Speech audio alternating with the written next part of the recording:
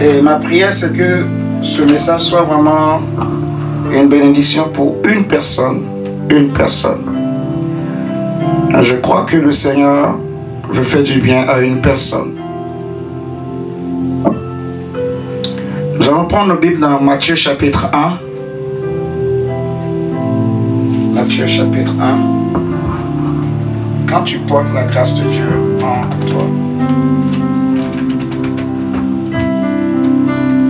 Quand tu es glorieux,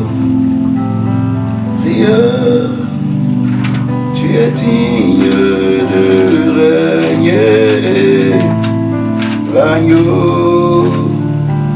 Matthieu chapitre 1, verset 18 à 24. Matthieu 1, verset 18 à 24. Il est écrit: voici dans quelles circonstances Jésus-Christ vint au monde.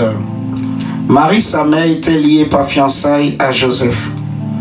Or, elle se trouva enceinte par l'action du Saint-Esprit, avant qu'ils aient vécu ensemble.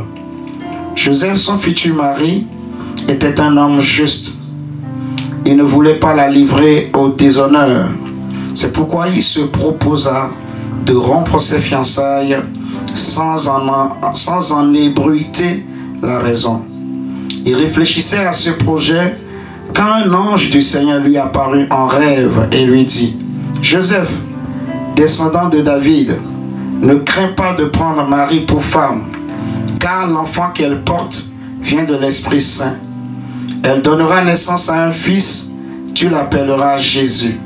C'est lui, en effet, qui sauvera son peuple de ses péchés. Tout cela arriva pour que s'accomplisse cette parole du Seigneur transmise par le prophète. Voici, la jeune fille vierge sera enceinte et elle enfantera un fils que l'on appellera Emmanuel, ce qui veut dire Dieu avec nous.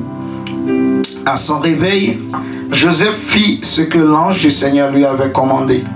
Il prit sa fiancée pour femme. Amen. Pour la parole du Seigneur. Donc le thème que nous voulons enseigner ce soir, c'est quand tu portes la grâce de Dieu en toi. Et notre texte de base, c'est l'histoire de Joseph et de Marie. Et j'ai pris la version de l'évangile de Matthieu, où on nous dit que Marie était fiancée à un homme de la famille de David du nom de Joseph, et elle va se retrouver enceinte. On nous dit que elle se retrouva enceinte et Joseph, dans son cœur, voyant que Marie était enceinte, il avait décidé de rompre le fiançailles, de rompre leurs relations, de rompre leurs alliances. Ce qui liait Joseph à Marie, Joseph voulait mettre fin à cela. Joseph n'avait parlé à personne de son intention. Il n'avait pas parlé à quelqu'un d'autre, parce que la Bible dira qu'il ne voulait pas la déshonorer, il ne voulait pas l'exposer. Et je ne sais pas si Marie aussi en avait parlé à Joseph, parce que dans l'évangile de Luc, si le Seigneur le permet, on le lira tout à l'heure, on va voir que l'ange est venu voir Marie pour lui annoncer que tu tomberas enceinte et que l'enfant que tu porteras sera appelé le Fils de Dieu. Tu lui donneras le nom de Jésus. Donc Marie est déjà au courant que je tomberai enceinte. Elle savait, ce n'était pas une surprise pour elle qu'elle se retrouve enceinte. Mais je ne sais pas si c'est Marie qui a parlé à Joseph ou si c'est Joseph lui-même. Il a constaté des aspects, des signes extérieurs qui démontrent sans doute qu'une femme est enceinte. Il y a des signes. En fait, quand on voit, on sait sans aucun doute qu'une femme est enceinte. Donc, je ne sais pas si c'est Joseph lui-même qui a deviné ou si c'est Marie qui lui a parlé. Tout compte fait, Joseph n'a pas parlé à quelqu'un de son intention.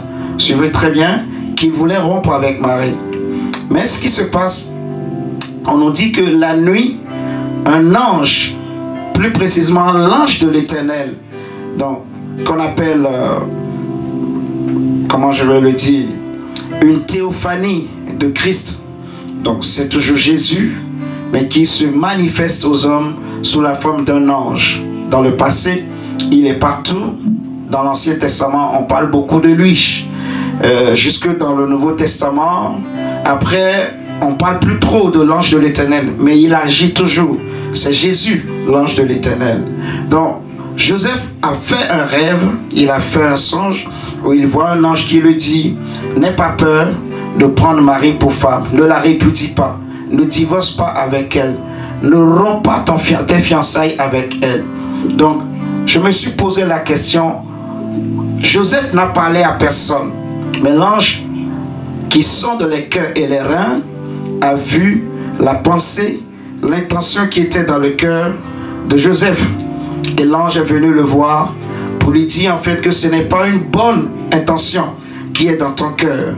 Si l'ange n'avait pas parlé à Joseph, vous imaginez, Marie allait perdre ses fiançailles, Marie allait se retrouver peut-être à la rue, peut-être que Joseph ne va pas l'exposer, mais avec le temps quand même, les gens constateront qu'elle était enceinte. Et d'ailleurs même, j'irai plus loin dans ma réflexion que je pense que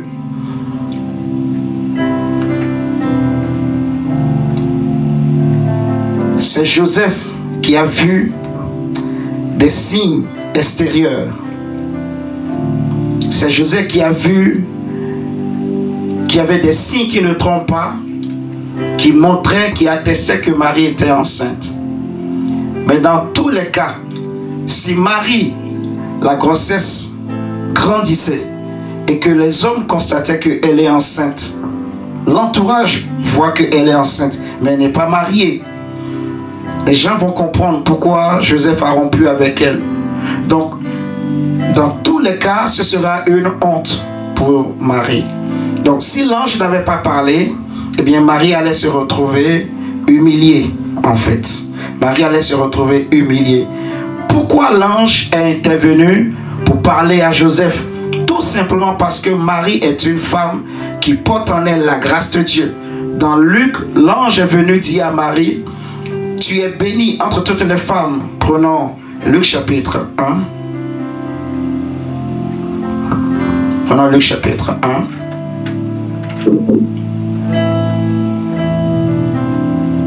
Voilà.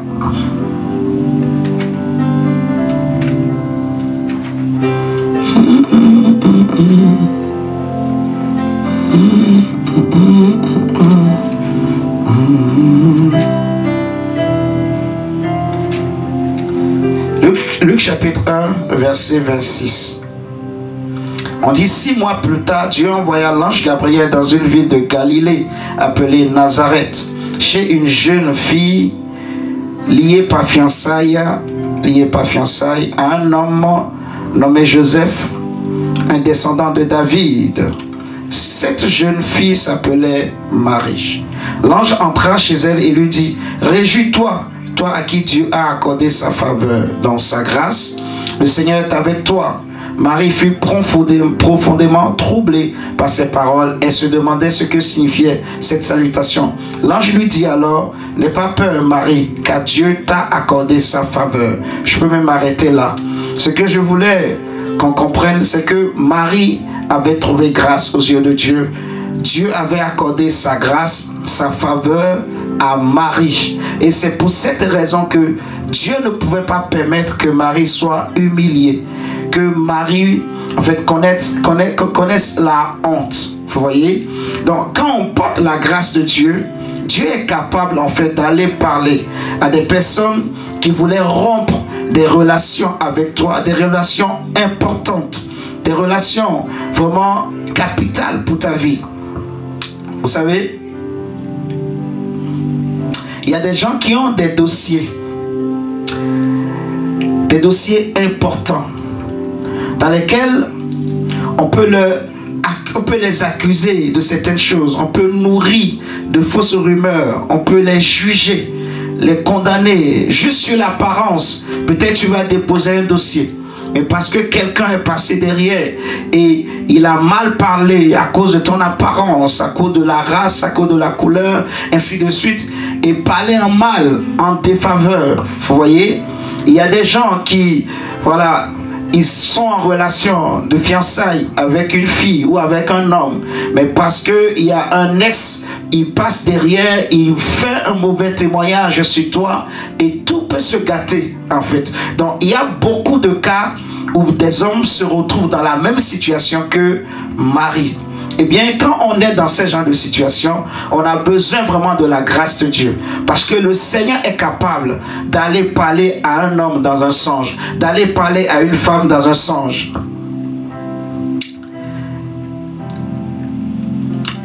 Alléluia. Est-ce que vous m'entendez là? Ok. Ok. Donc, si Dieu n'était pas intervenu, Marie allait perdre son mariage. Et ma prière ce soir, c'est que l'ange de l'Éternel puisse parler en faveur de quelqu'un, puisse intervenir en faveur de quelqu'un dans un rêve, dans un songe. Vous savez, les rêves et les songes sont vraiment importants. Parce que même les païens aussi rêvent. Même les païens aussi font des songes. Vous allez voir avec moi tout à l'heure, quand on va prendre plusieurs exemples, vous allez comprendre en fait qu'il y a beaucoup de personnes que Dieu a sauvées, que Dieu a délivrées. Dieu a changé leur histoire juste parce que quelqu'un d'autre a fait un songe, quelqu'un d'autre a fait un rêve. Et cette semaine-là, c'est vraiment ça ma prière. Je suis en train de rentrer dans cette dimension-là que le Seigneur, au travers d'un songe, qu'il parle en faveur de quelqu'un. J'avais des réunions, j'ai des réunions avec des personnes et le Seigneur m'a ouvert les yeux. Quand ce message je l'ai reçu, je suis allé me coucher et c'est là le Seigneur a ouvert mes yeux. J'ai vu des choses, j'ai vu même les choses qui vont se passer avant. J'ai vu beaucoup de choses. Donc quand les gens m'appellent, je leur dis et ils me disent ceci, ceci, ceci. Je leur réponds comme d'habitude d'ailleurs. Je savais déjà, parce que je t'avais vu ce matin, je t'avais vu cette nuit, et tu avais dit ceci ou tu n'étais pas venu, ainsi de suite. Donc, je sais déjà beaucoup de choses, en fait. Tout simplement parce que l'ange de l'Éternel nous montre des choses. Amen, amen. Et ma prière pour quelqu'un, c'est vraiment que le Seigneur, par l'ange de l'Éternel, que Dieu parle en ta faveur. Comme le Seigneur a parlé à Joseph en faveur de Marie, si Joseph n'avait pas fait le songe, Marie allait être renvoyée. Ce qui a sauvé Marie, en fait, c'est le songe, c'est le rêve de Joseph. Et Joseph a fait ce rêve parce que Marie avait trouvé grâce aux yeux de Dieu. Et nous aussi, nous avons trouvé grâce aux yeux de Dieu. Dans Tite chapitre 2, verset 11, on nous dit que la grâce de Dieu, source de salut pour tous les hommes, a été manifestée. Dans Tite chapitre 2, au verset 11. Donc cette grâce de Dieu-là n'est rien d'autre que Jésus. C'est Jésus qui est la grâce de Dieu. Celui qui croit en Jésus, il a reçu la grâce de Dieu. Paul va dire aux Éphésiens que c'est par grâce que vous êtes sauvés au moyen de la foi. Donc c'est par grâce que nous recevons Jésus comme Seigneur et Sauveur, que nous recevons le Saint-Esprit. Celui qui croit en Jésus, ce n'est pas parce que ce n'est pas par sa force, par ses propres efforts, par son intelligence. Non, c'est simplement la grâce de Dieu, en fait. Et je veux prier vraiment pour quelqu'un ce soir, que à cause de cette grâce, que l'ange de l'Éternel puisse parler dans un rêve à quelqu'un en ta faveur. Que l'ange de l'Éternel visite quelqu'un dans un rêve. Je prie que cette semaine soit une semaine de rêve, où les gens vont rêver de toi. Les gens vont rêver de toi. Les gens qui avaient de mauvais témoignages sur toi, les gens qui pensaient mal de toi, les gens à qui on a mal parlé de toi, ils vont rêver de toi. Et ils vont voir la vraie vérité. Ils vont voir la vraie version des choses. Je prie que le Seigneur active des rêves, même chez ton patron, même chez tes amis, tes connaissants, tes responsables, dans ta propre famille. Que le Seigneur donne des rêves au nom de Jésus cette semaine. Que l'ange de l'Éternel donne des rêves. Frère, si Joseph n'avait pas fait de rêve, Marie, c'est fini pour elle. Si Joseph n'avait pas fait de rêve, Marie serait... On parlerait peut-être même pas de Marie. Imaginez comment l'enfant là allait naître sans père, sans un foyer, sans un cercle familial. Et on va appeler cet enfant comment? Bâtard. Mais Dieu n'a pas voulu cela. Marie était juste. Elle n'avait pas trompé Joseph. Joseph se disait certainement, Marie m'a trompé. C'est pour cela qu'il voulait rompre avec elle. Il voulait mettre fin à leur relation. Il ne voulait pas laisser Marie aller au-delà. Il ne voulait pas laisser Marie avancer dans cette relation qui était importante pour elle. Elle s'est certainement investie dans cette relation. Mais du jour au lendemain, cette relation pouvait s'arrêter. Et je prie pour quelqu'un au nom de Jésus. Que le Seigneur donne des rêves. Que le Seigneur donne des rêves au nom de Jésus-Christ de Nazareth. Que quelqu'un puisse rêver de toi cette semaine au nom de Jésus. Là où on a répandu de fausses informations sur toi, que quelqu'un rêve de toi et qu'il ait la connaissance de la vraie version des choses au nom de Jésus.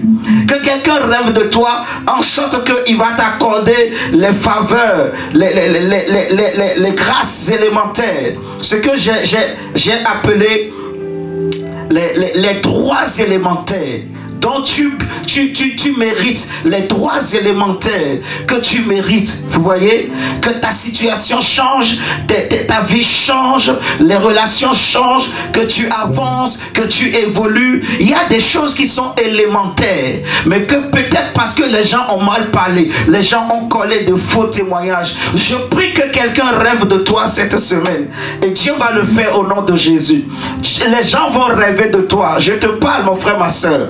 Dieu va faire, l'ange de l'Éternel va visiter les gens cette semaine et les gens rêveront de toi. Ils te diront peut-être pas, mais tu vas voir que leur comportement va changer. Tu vas voir que leurs attitudes vont changer. Tu vas voir que des personnes qui ne te souriaient pas vont commencer par te sourire. Tu vas voir que des gens vont t'appeler. Tu risques même de recevoir des coups de fil. On va te convoquer. Ton patron peut t'appeler. Ton responsable peut t'appeler. Ce n'est pas pour te blâmer, mais c'est plutôt pour te faire élever au nom de Jésus, parce qu'il a rêvé de toi. Je prie que l'ange de l'Éternel visite.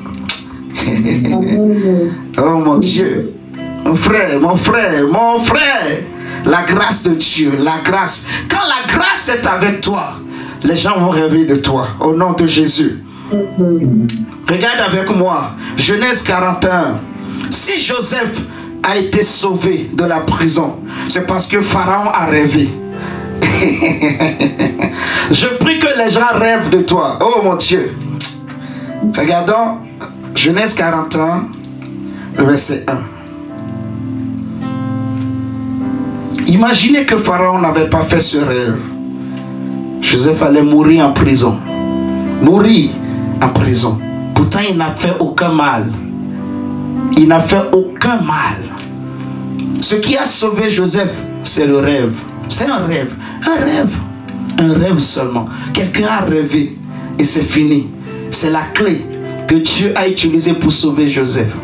Là où la force physique ne peut pas changer les situations, il y a une force spirituelle qui parle mieux que la force physique.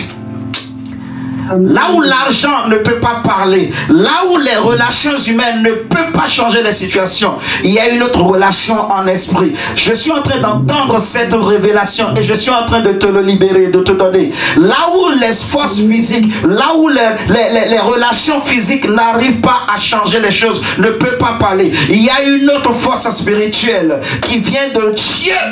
Il y a une autre puissance qui vient de Dieu. Et cette puissance-là, tous les hommes sont d'accord. Qu'on soit chrétien ou qu'on soit pas chrétien, tout le monde rêve. Alléluia. Si c'était des chrétiens, j'allais dire avec la parole, on va les convaincre. Mais sans la parole, on peut convaincre tout le monde. Tous ceux qui rêvent, ils peuvent se laisser convaincre par des choses qu'ils ont vues dans leur rêve au nom de Jésus. Si Joseph est sorti de prison, c'est parce que Pharaon a rêvé. Pharaon a rêvé. Et le mal qu'on avait pensé faire contre Joseph s'est changé, transformé en bien. En un jour, un seul jour, tout à coup, juste à cause d'un rêve. Regardons Genèse, excusez-moi, 41, verset 1 à 8. 2 années entières passèrent. Puis le pharaon fit un rêve. Voilà. Le pharaon fit un rêve. Il se tenait au bord du Nil et vit sortir du fleuve 7 vaches belles et bien grasses qui se mit à paître dans les roseaux. Puis après elles, 7 autres vaches sorties du fleuve. Elles étaient laides et décharnées. Elles vinrent se placer à côté des premières vaches au bord du fleuve. Et voilà que les 7 vaches laides et décharnées dévoraient les 7 vaches belles et grasses. Alors le pharaon se réveilla. Puis il se rendormit et fit un second rêve. 7 épis poussaient sur une seule tige, des épis pleins et beaux. Puis 7 épis maigres et desséchés par le vent d'Orient poussaient après eux. Les épis maigres engloutirent les épis pleins et beaux. Alors le pharaon se réveilla et se rendit compte qu'il avait rêvé. Au matin inquiet, il fit convoquer tous les magiciens et les sages d'Égypte et leur raconta ses rêves. Mais aucun d'eux ne put les lui interpréter. Je vais m'arrêter là. Donc Pharaon a fait un rêve. Il a fait un songe. Il a rêvé. Il a vu des choses qui l'ont troublé. Et c'est à cause de ce rêve qu'on s'est rappelé de Joseph. Parce que Pharaon a rêvé. Le serviteur de Pharaon qui avait connu Joseph s'est souvenu de Joseph. Je prie que quelqu'un rêve de toi et qu'on se souvienne de toi au nom de Jésus. Mon frère, peut-être que quelqu'un te devait de l'argent, beaucoup d'argent, il a oublié. Ou peut-être quelqu'un est aujourd'hui haut placé. Et au travers de lui, tu peux accéder à certaines postes. Tu peux avoir certaines faveurs. Mais cette personne t'a oublié. Je prie que Dieu donne un rêve à quelqu'un. Au nom de Jésus. Et qu'on se souvienne de toi. On se souvienne de ce que tu sais faire. Peut-être que tu as donné juste 10 francs à quelqu'un. Quelqu'un manquait juste 100 francs pour acheter, je ne sais pas, un beignet ou pour prendre le taxi. Et toi, tu l'as dépanné. Et la personne, le temps est passé, il t'a oublié. Ou peut-être même dans ta jeunesse, dans ton enfance, tu as aidé un homme qui est devenu aujourd'hui un grand politicien, un ministre, un député. Mais il t'a oublié. Je prie que Dieu lui donne un rêve au nom de Jésus. Et qu'il se souvienne de toi. Mon frère, parce que Pharaon a rêvé, on s'est souvenu de Joseph. On avait oublié Joseph. On avait oublié qu'il interprétait les songes. On ne pensait plus à Joseph. Les gens ont oublié que même il y avait quelqu'un dans une prison qui nous avait aidé à sortir de la prison. Les gens ont oublié Joseph. Mais comme la grâce de Dieu était sur Joseph, comme la grâce de Dieu crie jour et nuit, l'ange de l'Éternel un jour s'est décidé d'aller visiter le chef de l'Égypte, qui était le chef de la puissance mondiale à cette époque-là. Je prie qu'au nom de Jésus, que les chefs cette semaine aient des rêves sur toi au nom de Jésus. J'ai rêvé d'un chef. Et je lui ai parlé aujourd'hui, on s'est parlé. Je prie que les chefs rêvent de toi et que tu puisses parler avec eux. Les chefs qui t'ont oublié, qui rêvent de toi. Les chefs à qui on a mal parlé de toi, qui rêvent sur toi, qui se souviennent de toi au nom de Jésus. Frère, c'est le rêve. Le rêve, c'est pas compliqué, les rêves. Tout le monde rêve. Tout le monde dort. Donc tout le monde peut rêver. Tout le monde peut rêver. Ah, je sens que quelqu'un va bénéficier d'un rêve, un rêve qui change les choses au nom de Jésus. Le rêve. Pharaon a rêvé. Pharaon a vu des choses étranges, des choses qui pouvaient détruire son entreprise. Si on considère l'Égypte comme une entreprise, comme une société, comme une famille, comme une maison, comme un projet, Pharaon a rêvé des choses en tant que chef d'entreprise, en tant que chef de famille, en tant que responsable d'État. Pharaon ne pouvait pas supporter ça. Il voulait comprendre absolument ce que cela signifiait. Oh Dieu! Et il a appelé ceux qu'il avait lui-même établis. ceux qu'il avait lui-même placés là pour lui donner des solutions. Parce que dans chaque entreprise, dans chaque société, dans chaque gouvernement, il y a toujours ce qu'on appelle les conseillers, il y a les ministres, il y a les députés, il y a toutes ces choses. Chacun a un rôle. Et quand le roi a besoin de quelque chose, quand le roi a un problème, il va chercher les conseillers, il va demander le conseil des ministres, il va appeler les députés, il va chercher à rassembler les responsables politiques, les responsables de la société, les personnes qui sont élevées en dignité. Mais le roi Pharaon a appelé tous ces gens-là, ceux que lui-même il avait nommés, il avait établis. Mais Dieu a fermé leur intelligence. Est-ce que ces gens-là ne pouvaient pas donner la réponse à Pharaon? Si, ils pouvaient. Si Dieu leur faisait grâce, ils pouvaient donner, puisque c'est leur métier. Mais Dieu a bloqué. Ils avaient l'habitude de donner, mais cette fois-ci, Dieu a bloqué. Ils avaient l'habitude de comprendre, mais cette fois-ci, l'intelligence n'était plus ouverte. Et je prie qu'au nom de Jésus, des choses que les gens ont l'habitude de faire, ce n'est pas pour les détruire, mais c'est juste pour qu'on se souvienne de toi. Je prie que Dieu donne un rêve à un chef quelque part, et qu'à cause de ce rêve, que personne d'autre ne trouve la solution, et qu'on se souvienne de toi, et qu'on te fasse appel au nom de Jésus. Qu'on t'élève au nom de Jésus, qu'on t'accorde quelque chose qui va te surprendre. Tu te souviendras de moi. Tu diras qu'il y a un prophète qui avait parlé sur ma vie. Tu diras qu'il y avait un homme qui avait prophétisé sur ma vie. Et tu vivras ces choses au nom de Jésus. Souviens-toi de moi et amène-moi ma dîme, que je mange et que je te bénisse, parce que Dieu va donner un rêve. Oh my God, frère. Je le sens. Je le sens. Tu sais, il y a des rêves. Hein. Imagine un homme. Le diable l'a attaqué partout. Le diable s'est rassuré de l'emprisonner, de mettre des geôliers autour de lui, de fermer les portes, fermer les vies. Il a séparé de sa famille, il a séparé de ses amis, il a isolé pour bien le détruire, pour bien le nuire. Il va crier au secours à qui? Personne ne le connaît dans ce pays. Il est étranger, il n'a pas d'amis, il n'a pas de frères, il n'a pas de soeurs, il est seul. Il n'y a personne à qui il peut demander de l'aide, il peut demander secours. Mais il a crié à Dieu. Et c'est un rêve que Dieu a utilisé. C'est dans les faibles choses, les choses qu'on méprise, qu'on néglige, que Dieu utilise pour se glorifier. Et Dieu va se servir d'un rêve pour te libérer, pour te délivrer, pour te bénir, pour changer ta vie, changer ta situation, changer ton histoire. Frère, quelqu'un va rêver de ton dossier cette semaine. Il ne va pas oublier le numéro de ton dossier.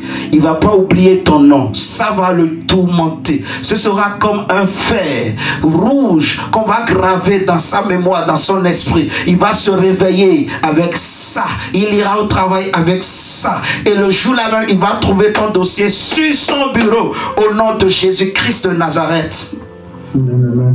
Regardez. Même si je prends l'exemple de Daniel. Regardez Daniel chapitre 2. Si Daniel, le traitement qu'il a reçu a changé, s'il a eu un bon traitement, si Daniel a eu la distinction à Babylone, c'est parce que aussi Nabucodonosor avait rêvé, avait fait un songe. Même chose que Joseph. Donc à cause d'un rêve, on peut te distinguer.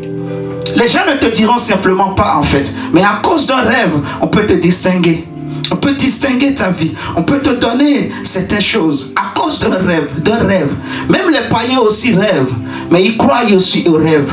Ils prennent ça au sérieux. Ils ne négligent pas les rêves. Ça les fait rigoler même. Oh frère. Regarde. Prends avec moi Daniel chapitre 2. Daniel 6 plus. Oui, Daniel 2. Qu'est-ce que je dis? Daniel chapitre 2. Et on va regarder ensuite Genèse 6. Daniel chapitre 2 d'abord. Quand la grâce, Tite chapitre 2 verset 11 dit. Prenons d'abord Tite 2. Que tu saches que la grâce est sur ta vie. La même grâce que Marie a eue, que Joseph a eu, que Daniel et ses compagnons ont eu, la même grâce est sur toi et moi. Donc je veux te dire que les rêves peuvent changer ton histoire. Quand les diplômes n'arrivent pas à le faire, à convaincre, les rêves vont changer les choses. Tite 2. Tite 2, verset 11. Tite 2. La puissance du Saint-Esprit. La puissance du Saint-Esprit. La puissance du Saint-Esprit. La puissance du Saint-Esprit. Tite 2, verset 11 dit: en effet, la grâce de Dieu s'est révélée comme une source de salut pour tous les hommes. Une source de salut pour tous les hommes. La grâce de Dieu. Dans 1 Pierre 5, verset 12, on nous dit également ceci. Regardons. 1 Pierre 5, verset 12.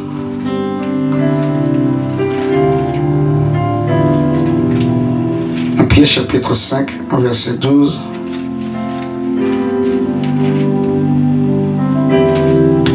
Pierre 5, 12, il dit: je vous ai écrit assez brièvement par la main de Sylvain, que je considère comme un frère fidèle, pour vous encourager et vous assurer que c'est bien à la véritable grâce de Dieu que vous êtes attachés.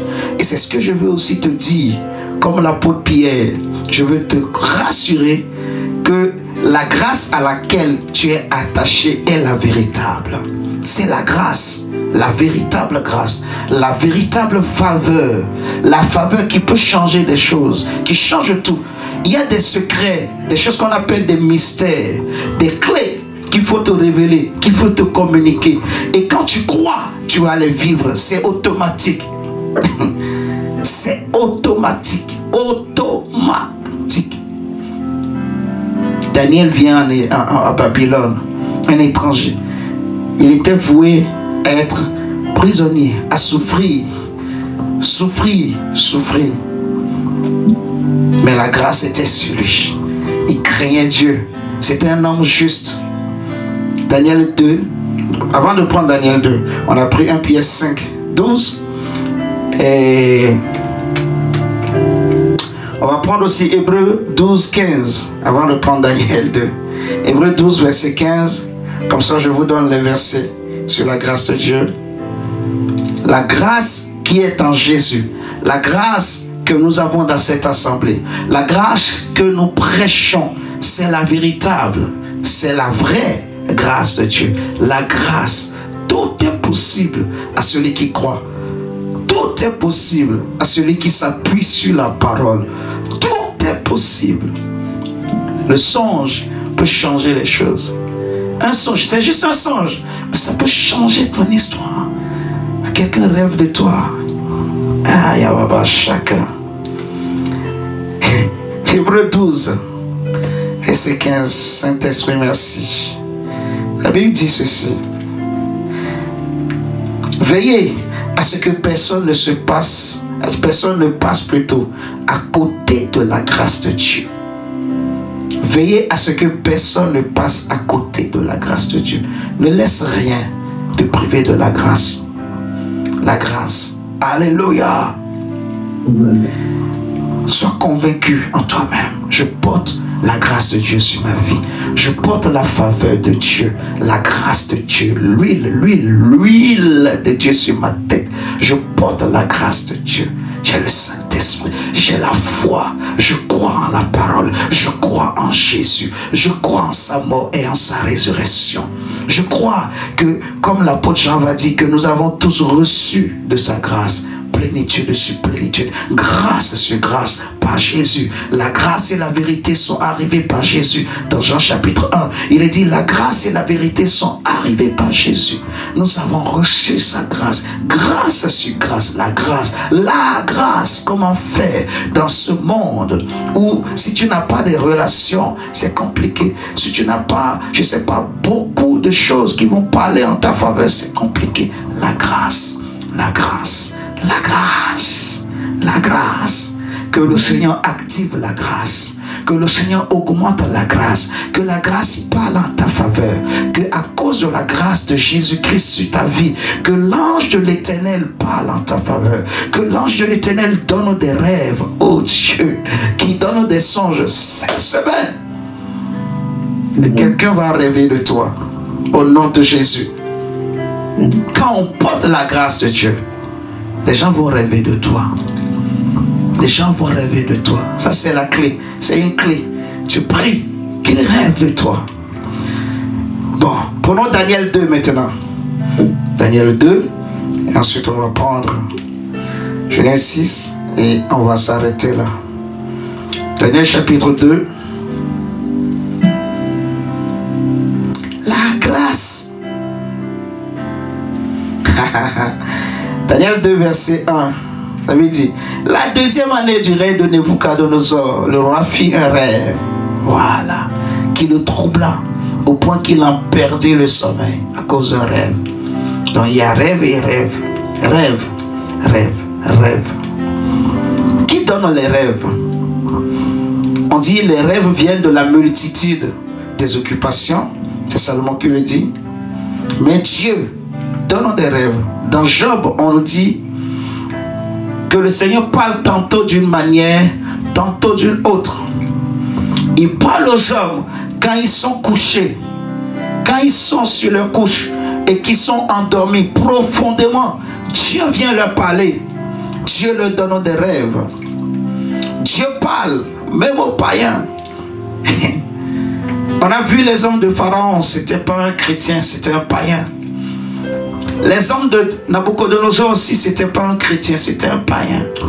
Un païen. Mais juste parce qu'ils ont rêvé. Parce que Pharaon a rêvé. Un chef a rêvé. Un homme a rêvé de quelque chose. Et que personne d'autre, de ceux que lui-même il connaissait, ne pouvait résoudre. Mais on s'est rappelé. On s'est rappelé. À cause d'un rêve. Mais les gens ne te diront pas, j'ai rêvé de toi. Moi, on m'a déjà dit, j'ai rêvé de toi une fois dans ma société. Qu'on rêve de toi au nom de Jésus, en bien.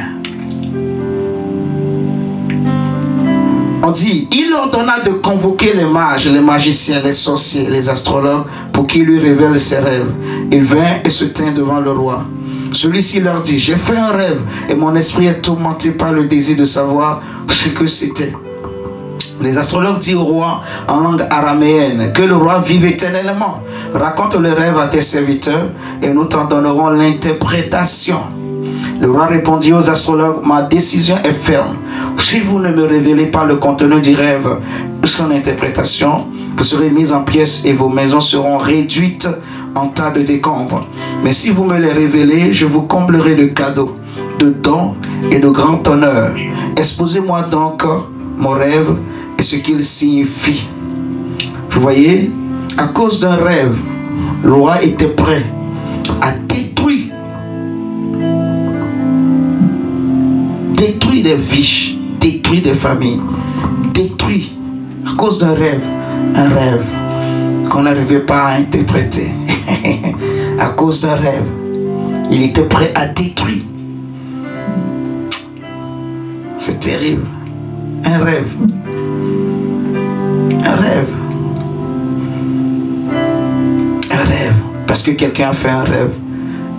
Il est prêt. Il veut détruire tout le monde. Nabucodonosor a fait le songe. Il a fait son rêve.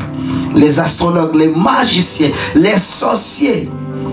Pourquoi le diable n'a pas donné l'interprétation aux sorciers? Pourquoi les démons ne sont pas venus leur donner l'interprétation?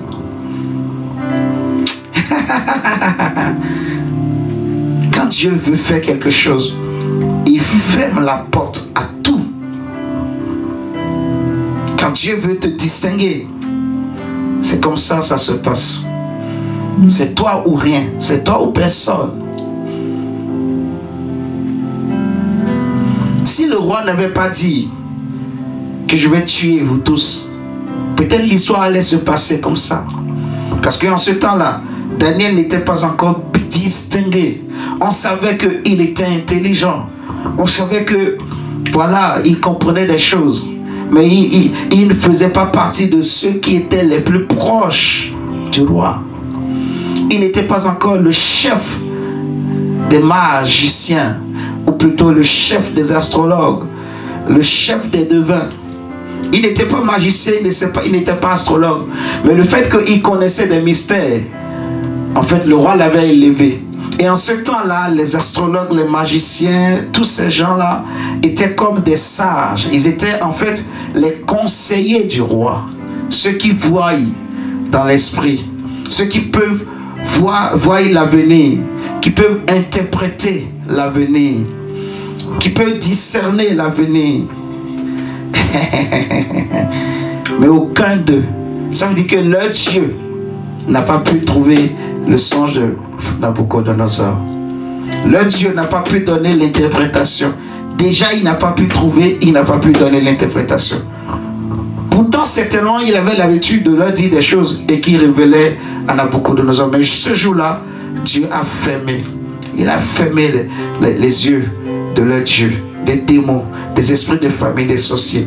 Et je prie pour toi ce soir, je prie pour toi cette nuit au nom de Jésus, que à cause de ce que l'ange de l'Éternel va faire, qu'il ferme les yeux aux esprits de ta famille, aux sorciers de ta famille, qu'il les frappe d'aveuglement, qu'il ferme les yeux au diable, que le diable qu'il ne comprenne rien de ce qui va se passer, qu'il ne comprenne pas.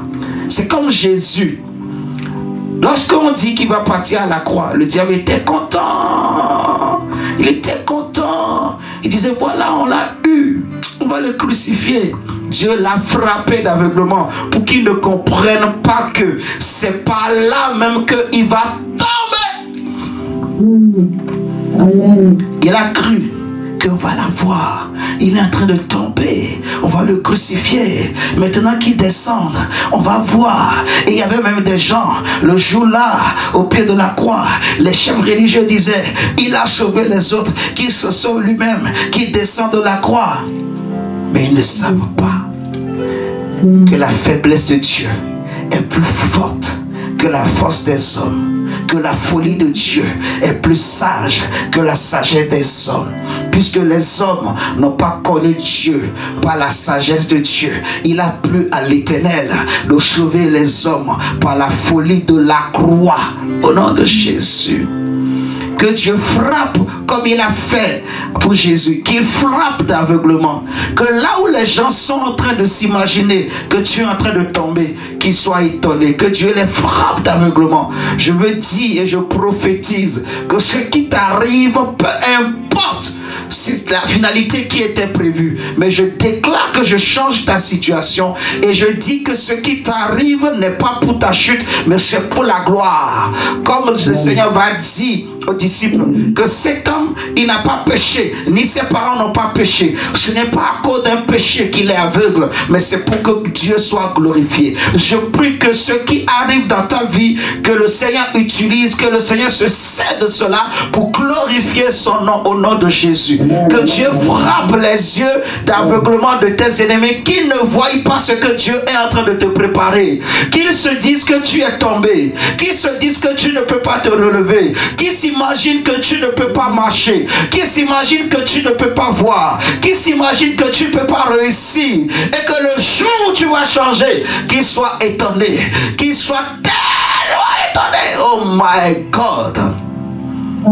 Dieu frappe les sorciers, les magiciens et les astrologues d'aveuglement. Le roi se fâche. Il dit, je vais vous tuer parce que c'était important d'interpréter ce rêve de Nabucodonosor.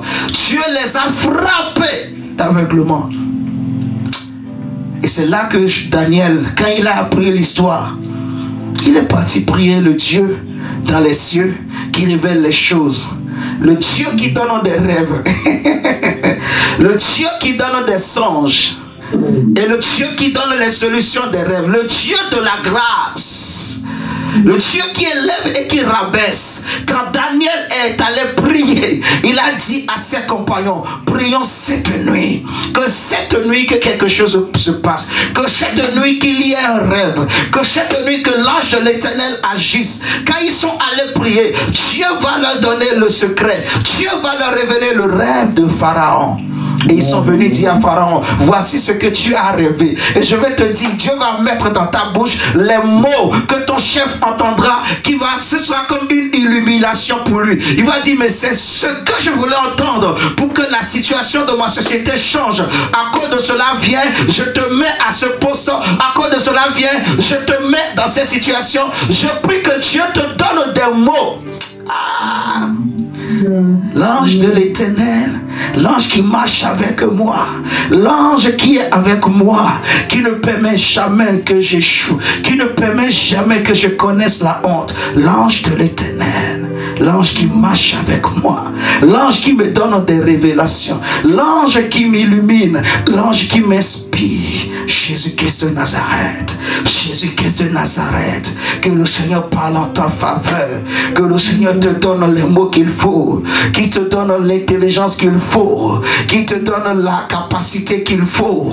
Oh Dieu, je prie au nom de Jésus, que là où Dieu veut te positionner, que tous ceux qui étaient là, qui pouvaient faire comme toi, que Dieu les frappe d'aveuglement. Ce n'est pas pour qu'ils meurent, mais pour que tu deviens indispensable. Au nom de Jésus, que Dieu les frappe d'aveuglement, qu'ils deviennent incapables, incapables de faire la chose, qu'ils deviennent incapables, que ça devienne difficile, qu'on se dise, il faut qu'on fasse appel à lui ou à elle, à cette dame-là, à cet homme-là, qu'on fasse appel, parce que lui au moins il a déjà fait une fois. Au nom de Jésus-Christ de Nazareth, que cette grâce soit avec toi, que cette grâce vienne sur toi, au nom de Jésus. Je ne vais pas lire tout le texte de Daniel, mais vous pouvez lire même jusqu'au verset 49, verset 26, 49, tout ça, vous allez voir toute l'histoire. Dans toute cette histoire, Dieu va utiliser un rêve. À cause du rêve, quand Nabucodonosor a entendu ce que Daniel a dit, il va élever Daniel. Il va trembler devant Daniel. Mais Pharaon a dit à Joseph, viens, je t'établis premier ministre. Il enlève sa bague royale, il lui donne. Il dit, il n'y a que le trône qui m'élève au-dessus de toi. Hein? Parce qu'il a rêvé. Il a rêvé. On va rêver de toi au nom de Jésus. La grâce, ça c'est la grâce. Vous savez, nous sommes dans un monde spirituel et les rêves c'est le domaine de l'esprit en fait. Donc tous les esprits entendent la voix du rêve. Tous les esprits comprennent la voix des rêves. Même comment je vais dire, les plus athées, si ça se dit, je ne sais pas ou pas, mais ils connaissent, ils comprennent. Ah, je vais rêver de cet homme-là. Pourquoi je rêve tout le temps de ce technicien-là? Pourquoi je rêve tout le temps de cette maman-là, de ce frère-là, de cet homme-là? Pourquoi? Bon. Amenez-moi son dossier, je vais voir. Comment tu t'appelles? Tu cherchais quoi? Ok, viens, reste là. Ok, j'ai compris, reste là. Quelque chose va se passer au nom de Jésus. Prenons Genèse 6. On va s'arrêter. Parce que la grâce est libérée. L'onction va courir. La parole de Dieu court. Elle court. Genèse 6, verset 8 à 14. On va parler de Noé. Noé a été sauvé parce qu'il a fait un rêve. Un rêve. Si tu ne rêvais pas, je prie que Dieu te donne de rêver cette nuit au nom de Jésus. Que l'ange de l'Éternel commence à te donner des rêves. Au nom de Jésus. Au nom de Jésus. Je prie pour tous ceux qui ne rêvaient pas. Où tu avais cette grâce mais tu l'as perdue. Je prie que le Seigneur l'active cette nuit au nom de Jésus. Que l'ange qui marche avec moi, que l'ange de l'Éternel active tes rêves, active tes rêves, active tes songes au nom de Jésus. Que l'ange de l'Éternel te visite sur ta couche au nom de Jésus. À cause de la grâce. J'aime souvent dire, quand j'étais encore païen dans le monde, je ne rêvais pas, ou je ne faisais même pas attention à ces rêves. Je ne voyais rien, je n'entendais rien. Mais dès que j'ai donné ma vie à Jésus, c'est fini. Prenons Genèse 6. Tu vas rêver cette nuit. Tu vas rêver cette semaine. Ça va commencer cette nuit même. Et que ton rêve soit même une grande visitation au nom de Jésus. Je sens dans mon cœur, je vois dans mon cœur, je vois comme une porte, une brèche qui s'ouvre pour quelqu'un. Il est possible même que Dieu t'amène au ciel, que tu voies des choses au nom de Jésus-Christ de Nazareth. Parce que je vois comme une porte ouverte. Le Seigneur va visiter quelqu'un. Dieu va te visiter au nom de Jésus. Je prie que cette personne soit toi au nom de Jésus. Que tu voies des choses. Que le Seigneur ouvre tes yeux. Que le Seigneur te donne de rêver au nom de Jésus. De rêver des choses du ciel. Si on t'avait volé tes rêves, si on t'avait fermé tes yeux, je viens briser toutes ces choses au nom de Jésus ce soir, cette nuit, par l'ancien qui brise le joug. Je commande et j'ordonne que tes yeux s'ouvrent. Je prie que tu rêves au nom de Jésus. Tu vas rêver. Tu vas rêver. Il est impossible que tu ne rêves pas. Genèse 6, à cause de la grâce, l'esprit prophétique. Le témoignage de Jésus, c'est l'esprit même de la prophétie. Et nous avons ce témoignage dans notre esprit qui nous atteste que nous sommes enfants de Dieu. Tu vas rêver au nom de Jésus. Tu vas rêver de tout. Et Dieu va même te montrer des choses d'avance. Genèse 6, verset 8. La Bible dit ceci. Mais Noé obtint la faveur de l'Éternel. Donc Noé trouva grâce aux yeux de l'Éternel. Je vais lire jusqu'à 14. Voici l'histoire de la famille de Noé. Noé était un homme juste et irréprochable. Au milieu de ses contemporains, il mettait sa vie sous le regard de Dieu. Il eut 3 fils, Sem, Cham et Japheth. Aux yeux de Dieu, les hommes s'étaient corrompus et avaient rempli la terre d'actes de violence. Dieu observait ce qui était sur la terre. Il vit que le monde était corrompu, car toute l'humanité suivait la voie du mal. Alors Dieu dit à Noé, j'ai décidé, je vais mettre fin à l'existence de toutes les créatures, car à cause des hommes, la terre est remplie d'actes de violence, je vais détruire la terre. Mais toi, construis un bateau en bois résineux, tu en diviseras l'intérieur en compartiments, et tu l'enduiras intérieurement et extérieurement de goudron. Donc le verset 8 nous dit que Noé a trouvé grâce aux yeux de Dieu. Et on nous explique que Dieu va dire à Noé que je vais détruire la terre, mais toi tu as trouvé grâce à mes yeux. Construis un bateau qu'on a appelé l'Arche de Noé pour sauver ta vie et ta famille. Et si vous prenez Hébreux 11 au verset 7, vous allez voir que le moyen par lequel Dieu avait parlé à Noé, c'était le rêve. Noé avait rêvé. Il avait rêvé parce qu'il avait trouvé grâce. La grâce. La grâce. Aime Jésus. Aime l'adorer.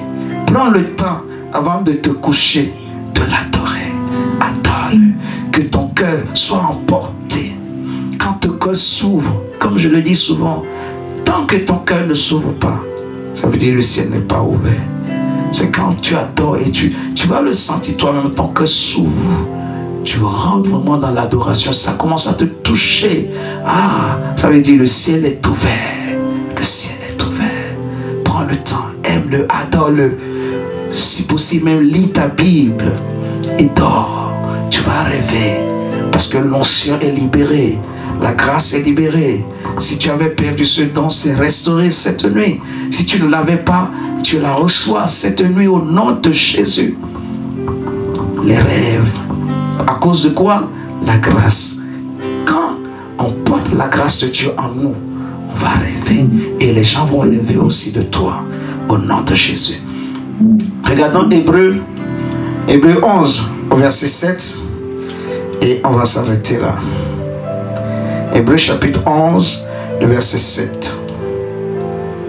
Par la foi, Noé a construit un bateau pour sauver sa famille. Il avait pris au sérieux la révélation qu'il avait reçue au sujet d'événements qu'on ne voyait pas encore. En agissant ainsi, il a condamné le monde et Dieu lui a accordé d'être déclaré juste en raison de sa foi. Ok.